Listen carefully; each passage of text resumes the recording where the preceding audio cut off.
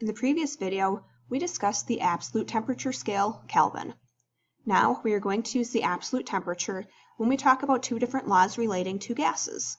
First, we have Charles's law. Charles's law tells us if the pressure on a gas is constant, the volume is directly proportional to its absolute temperature. First, notice that we are looking at the absolute or Kelvin temperature. If we know the original volume, original temperature, and new temperature, we can find the new volume occupied. This equation is V equals V prime multiplied by T divided by T prime. The primes mean we are looking at the old or original temperature and volume. In this picture, we see that if the temperature increases, the volume of the balloon also increases, and if the temperature decreases, the volume of the balloon decreases. Therefore, as the volume increases, so does the temperature.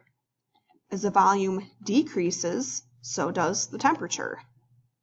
In this equation, volume and temperature are directly proportional to one another, which means as one increases, so does the other one. Let's take a look at an example of Charles's law. A gas occupies 450 cubic centimeters at 280 Kelvin. What is the volume at 300 Kelvin? In this problem, the temperature is already given to us in the absolute scale, so we don't have to worry about any unit conversions for temperature. We will be using the equation V equals V prime multiplied by T divided by T prime. We can substitute in 350 cubic centimeters for V prime. The original temperature is 280 Kelvin, and the new temperature is 300 Kelvin. This means that T prime is 280 Kelvin and T is 300 Kelvin.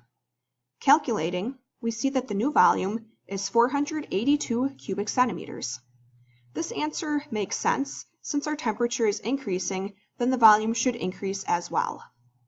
In the next video, we are going to look at the other gas law.